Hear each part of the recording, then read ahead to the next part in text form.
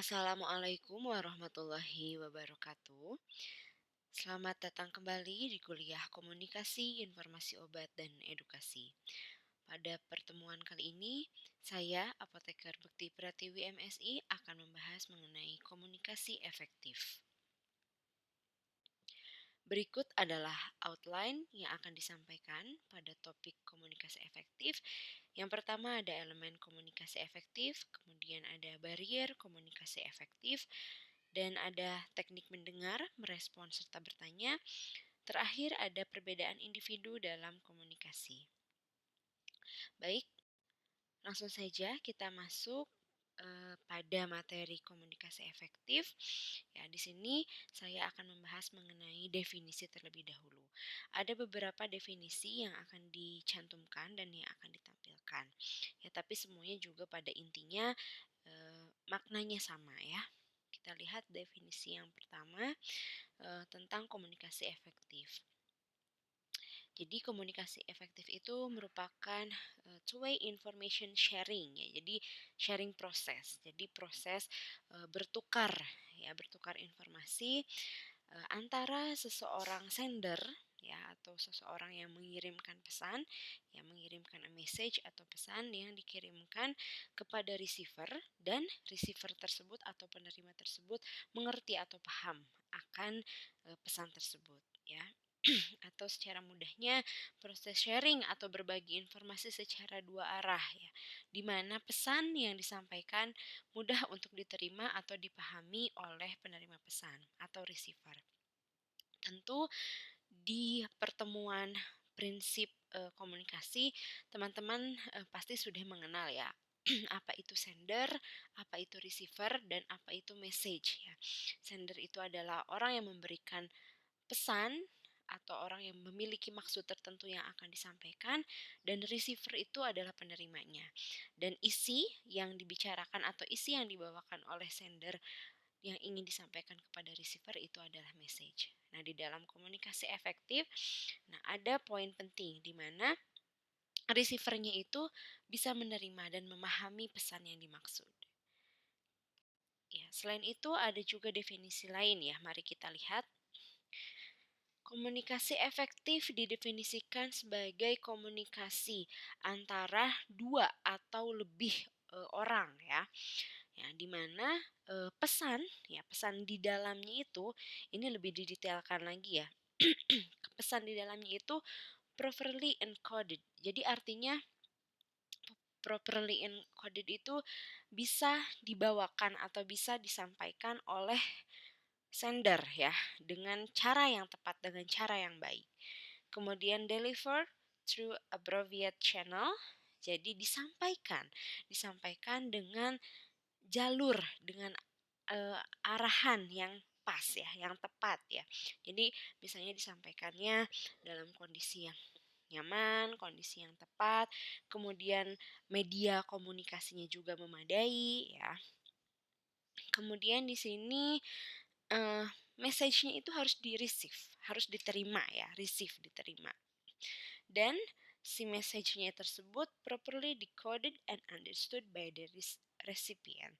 Jadi artinya dapat dipahami maksudnya gitu ya, properly decoded. Jadi bisa tadi kan kalau yang sendernya encode, nah kalau penerimanya decode. Jadi artinya bisa mengambil makna atau kode-kode dari pesan tersebut dan bisa memahami apa sebetulnya isi yang ingin disampaikan oleh si sender ya.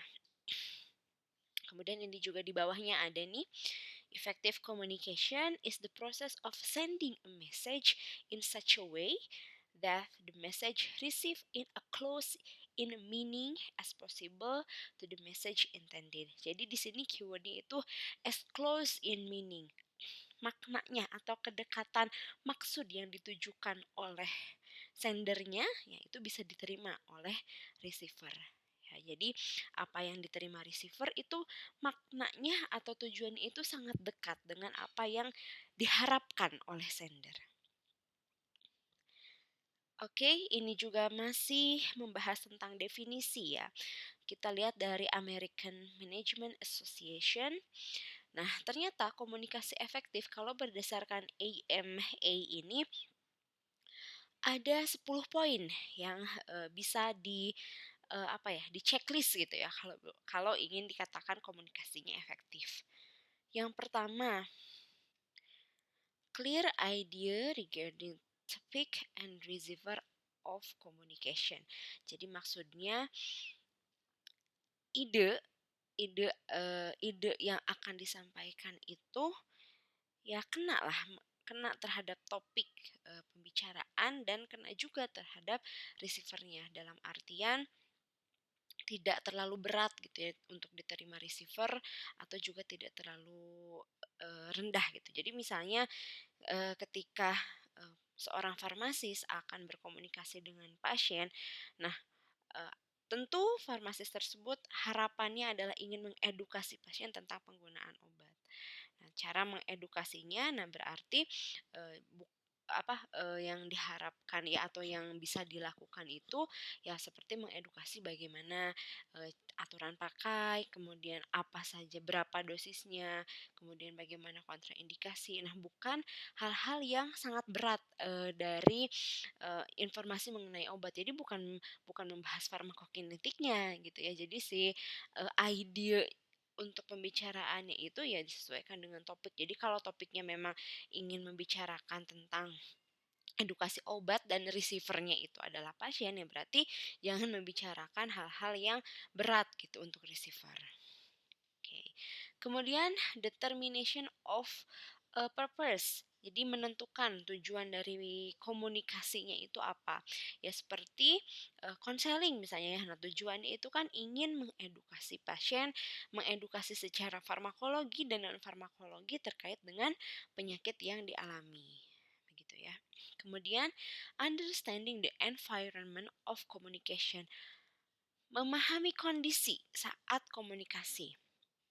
Ya, seperti ketika konseling kalau suasananya masih sangat ramai, ya sebaiknya beralih atau pindah ke tempat yang lebih private ya, misalnya seperti itu. Kemudian planning for communication with consulting other. Ya, ini maknanya seperti kita dapat merencanakan gitu ya beberapa komunikasi dengan misalnya receiver yang sama dalam, beberapa tahap konsultasi. Selanjutnya, consider the content of the message. Nah, ini mempertimbangkan konten, atau isi pesan yang akan dibawakan. Kemudian to make the receiver aware about the value, of communication. Jadi tujuan atau, poin yang harus dicapai oleh komunikasi efektif itu adalah membuat receiver-nya itu menjadi aware terhadap nilai, dari, komunikasi. Misalnya dari proses rangkaian konsultasi pasien nih, komunikasi yang dilakukan itu tentu value-nya adalah, ingin merubah bukan sifat, ingin merubah behavior atau kebiasaan dari pasien.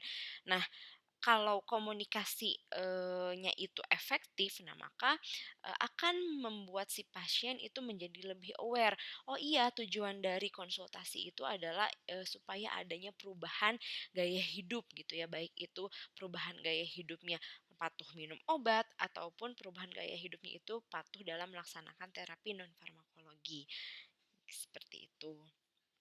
Kemudian there must be feedback from the receiver. Nah, ini harus adanya timbal balik ya dari, penerima. Nah, timbal baliknya itu bisa berupa seperti pertanyaan gitu ya yang diajukan atau misalnya seperti pernyataan bahwa, "Oke, pasien memang mengerti." Nah, pada saat, konseling ya, maaf, pada saat konseling pasien, itu ada tahapan yang memang kita bisa melihat feedback dari receiver, yaitu apoteker meminta pasien untuk mereview atau mengulang kembali apa informasi yang sudah disampaikan oleh apoteker. Nah, secara tidak langsung itu kita bisa melihat feedback ya, feedback dari receiver apakah memang receivernya itu mengerti atau tidak, paham atau tidak, dan menyimak atau tidak. Kemudian to define properly whether communication message are of a short run or long run importance. Nah, maksudnya dengan komunikasi efektif ini, harapannya itu bisa menentukan ya, apakah message atau informasi pada saat komunikasi itu eh, kepentingannya itu apakah untuk jangka pendek ataupun jangka panjang gitu. Kemudian all action must be suitable with communication. Jadi tindakan yang dilakukan itu memang harusnya sesuai ya, sesuai dengan apa namanya komunikasi. Jadi misalnya ada beberapa gerakan-gerakan atau misalnya ada apa penunjang-penunjang dalam proses komunikasi, nah itu harus sesuai gitu. Seperti ketika konseling pasien dapat memberikan gambaran brosur gitu ya ke pasien atau dapat memberikan eh, apa memperlihatkan video ya, video tentang bagaimana cara menggunakan obat-obat dengan penggunaan khusus misalnya seperti itu. Tapi harus sesuai dengan konteks komunikasinya. Jangan tiba-tiba memperlihatkan misalnya gambar ketika sedang operasi, kan itu tidak sesuai. Kemudian yang terakhir adalah good listening. Jadi ada proses mendengarkan yang baik gitu lah ya, antara baik itu sendernya maupun juga receivernya. Ada proses mendengarkan yang baik itu ketika uh, komunikasinya dikatakan efektif. Oke, setelah kita membicarakan definisi mengenai komunikasi efektif, saya coba sedikit memberikan rangkuman lah ya tentang definisi, ya tentang definisi komunikasi, khususnya komunikasi efektif. Nah, di sini definisi dari komunikasi itu kita harus melihat unsur-unsur apa saja sih sebetulnya yang ada dalam komunikasi. Yang pertama itu unsurnya adalah adanya sumber, adanya isi pesan, adanya media, kemudian adanya yang menerima pesan. Dan dalam komunikasi efektif, proses atau isi pesan yang dibawakan oleh sumber itu akan diterima dengan baik oleh penerima pesan atau receiver ya. Oke, selanjutnya saya coba memperlihatkan ya sebetulnya bagaimana proses komunikasi itu saling berhubungan ya. Bagaimana proses komunikasi antara sender dengan receiver itu terjadi. Ya, kita mulai dari sender ya. Sender ada di sebelah kiri bawah. Nah, sender ini akan developing an idea, akan membangun suatu ide. Ide yang ingin disampaikan kepada receiver. Nah, ide ini kemudian di-encode dalam bentuk message. Misalnya ide yang sudah terpikirkan itu nanti akan dibawakan dalam bahasa yang seperti apa gitu ya. Nah, kemudian ide yang sudah di-encode dalam bentuk pesan tersebut, nah ini akan ditransmitkan, di apa namanya, disalurkan gitu ya, disampaikan si pesannya ya kepada receiver. Nah, ini kita lihat proses yang ada di sebelah kanan, prosesnya dialami oleh receiver. Nah, pertama itu adalah reception of the message, jadi menerima pesan. Nah, setelah menerima pesan, pesannya itu kemudian akan di decoding, ya. Kemudian akan di respon apakah ini akan diterima atau di reject, ya. And kemudian kalau misalnya sudah uh, ada keputusan diterima atau di reject, nah ini ya akan digunakan sebagai informasi yang diterima oleh receiver. Dan nanti receiver berdasarkan informasi yang dia gunakan ya akan memberikan feedback kepada sender. Oke, seperti itu.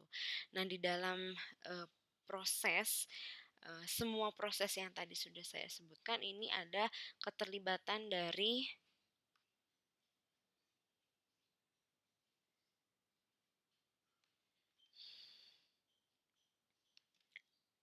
noise ya. Nah, kita lihat nih di tengah-tengah. Posisinya itu kan noise itu disimpan di tengah-tengah. Kalau dari arti kata, teman-teman mungkin juga lebih paham ya kalau arti katanya. Noise itu kalau dari segi arti kata sih bisa diartikan kebisingan juga ya. Tapi makna noise pada proses komunikasi, khususnya komunikasi efektif, noise ini berupa gangguan ya, gangguan yang mempengaruhi proses komunikasi, mempengaruhi komunikasi sender dengan receiver. Nah, macam-macam noise itu ada 4 jenis.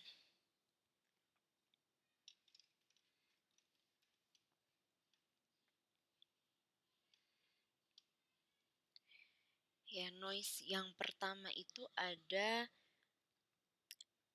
physiological noise. Jadi ini dari sisi fisiologi ya, lebih ke bagaimana kondisi tubuh ya. Kalau fisiologi, kondisi tubuh secara jasmania, seperti misalnya ada beberapa orang yang bicaranya itu terlalu cepat, atau misalnya ada yang terlalu lambat, atau bahkan ada pengaruh dari beberapa kondisi fisik seperti misalnya sedang pusing atau sedang tidak enak badan. Nah, itu akan mempengaruhi ya, atau akan mengganggu dalam proses komunikasi. Kemudian ada physical. Kalau tadi kan fisiologik, lebih ke tubuh ya, tubuh baik itu sender ataupun receiver. Nah, ini yang kedua adalah physical. Nah, kalau physical noise itu lebih ke pengaruh dari lingkungan atau environment ya. Seperti misalnya ada bising dari kendaraan atau bising dari suara-suara party ataupun suara-suara yang lain ya. Kemudian yang ketiga itu ada psychological noise. Psiko lebih ke arah mental ya ini. Gangguannya itu lebih ke arah bagaimana kejiwaan ya seseorang. Seperti misalnya sedang mengalami banyak pikiran. Nah, maka ketika akan melakukan komunikasi juga jadi terpengaruhi begitu. Kemudian yang terakhir itu ada semantic noise. Nah, kalau semantic noise ini adanya perbedaan ya antara kesepahaman atau kesamaan makna antara receiver dan sender. Jadi kalau sender itu memilih kata-kata A, memilih